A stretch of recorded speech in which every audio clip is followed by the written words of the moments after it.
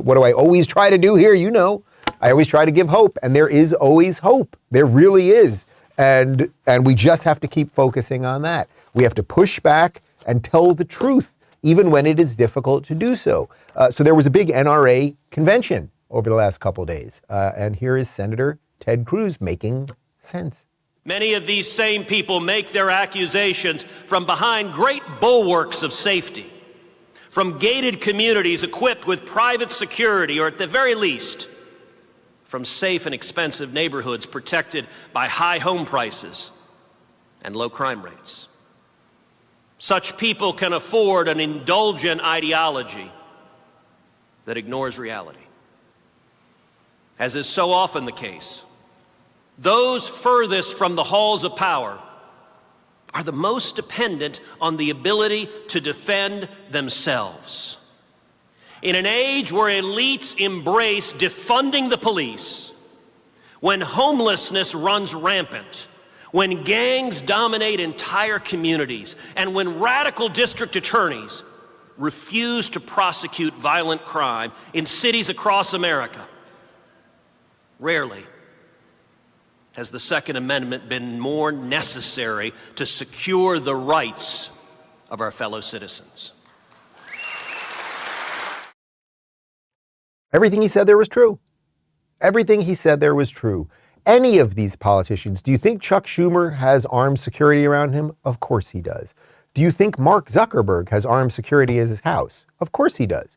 Do you think wherever their children go to school, any of these people, literally any of these people, where their children go to school, where they live, have better policing or their own private security or all of those things? Yes, that's what they have for themselves. They want to take away your ability to defend yourself. This is not a radical thing that I'm saying.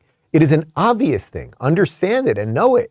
And then there's the broader conversation here, which is about what political priorities are in D.C. They don't really do anything right. They seemingly always just want more of us, more from us, whether it's our money or it's our attention or it's our rights.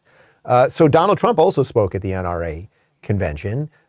And here he made a good point about what we do with funding. Seemingly we can give money to everybody else, but we can't take care of ourselves.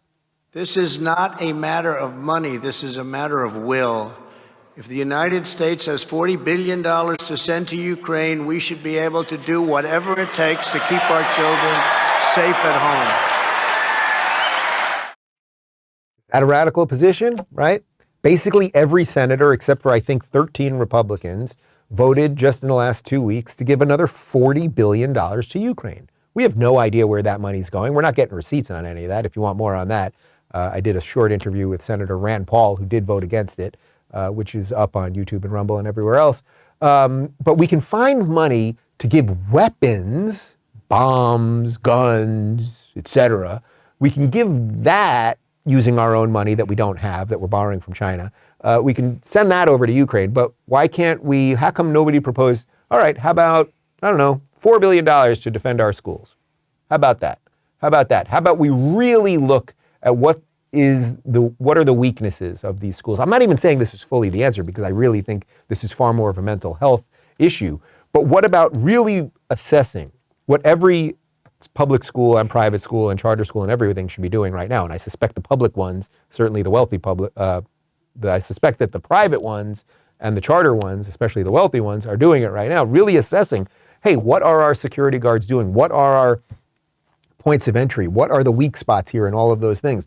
But we're not really going to do that, right? I don't think Randi Weingarten's going to be pushing for that, right? She's head of the teachers union. I don't think she's really going to be pushing for that. She'll be pushing for getting rid of guns, leaving the schools more exposed.